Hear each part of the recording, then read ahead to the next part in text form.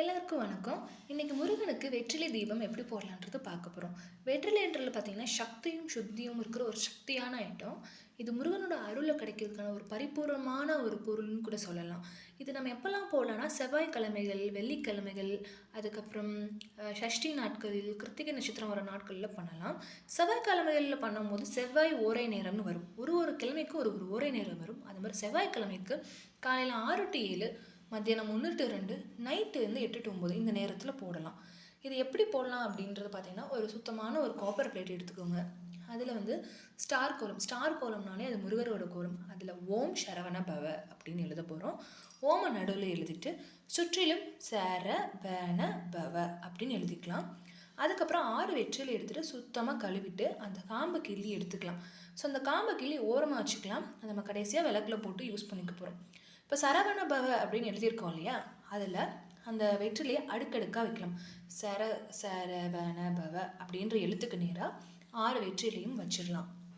இதில் பார்த்தீங்கன்னா ஒவ்வொருத்தரோட சக்திக்கு ஏற்ற மாதிரி ஒரு விளக்காகவும் ஏற்றலாம், 6 அகல் விளக்காகவும் ஏற்றலாம். அதில் தப்பே இல்லை. இத்தனை விளக்கு தான் ஏற்றணுன்ற எந்த ஒரு கட்டாயமும் இல்லை. ஸோ நான் பார்த்திங்கன்னா ஒரு விளக்கு தான் ஏற்றிருப்பேன், ஒரு நெய் தீபம். வெற்றிலை அடுக்கினதுக்கப்புறம் அதுக்கு மஞ்சள் குங்குமமும் சந்தன குங்குமமும் வச்சுட்டு சுற்றிலும் பூக்கள் வச்சு அலங்காரம் பண்ணிக்கலாம். வச்சுட்டு நான் ஒரு ஓமுன்ற ஒரு விளக்கில் நல்லெண்ணெய்யோ நெய்யோ விட்டு நம்ம ஏற்றிக்கலாம். நான் இன்றைக்கி என்ன எடுத்துருக்கேன்னா ஓமுன்ற விளக்கில் நெய் ஊற்றி விளக்கு ஏற்ற போகிறேன். ஸோ அதை தான் உங்களுக்கு காமிச்சிருக்கேன். இன்றைக்கி நான் செவ்வாய்க்கிழமை செவ்வாய் ஓரை நேரமான மதியம் 1 to 2 முருகருக்கு அபிஷேகம் பண்ணி இதை நான் நல்லபடியாக பண்ணியாச்சு. ஸோ அதை தான் நான் உங்களுக்கு காமிச்சிருக்கேன். இப்போ பார்த்தீங்கன்னா அந்த ஓமுன்ற விளக்கு எடுத்துகிட்டு நெய் எடுத்து ஊற்றிட்டு அதில் அந்த காம்பு நம்ம கிள்ளி போட்டோம்ல வீடியோட ஸ்டார்டிங்கில் அதையும் போட்டுட்டு அதில் அழகாக வெற்றிலை தீபம் ஏற்றியாச்சு. முருகருக்கு அபிஷேகம் பண்ணி இந்த வெற்றிலை தீபம் போடும்போது மனசார வேண்டிக்கோங்க, நல்லதே நடக்கும். அவர் எப்போவும் நம்ம கூடவே இருப்பார். இந்த வீடியோ உங்களுக்கு பிடிச்சிருந்துச்சுன்னா லைக் பண்ணுங்கள், கமெண்ட் பண்ணுங்கள், சப்ஸ்கிரைப் பண்ணுங்கள். நீங்கள் கமெண்ட் பண்ணும்போது உங்களோட எக்ஸ்பீரியன்ஸையும் நான் கேட்டுப்பேன். முருகனுக்கு நான் வெற்றிலை தீபம் தொடர்ந்து பல வாரங்களாக போடுறேன். அவர் பண்ண அந்த அற்புதங்களை எனக்கு சொல்ல வார்த்தைகளே இல்லை. நான் இதை பண்ணுப்பா அதை பண்ணுப்பான்னு சொல்லி எதுவுமே அவருக்கு போடல.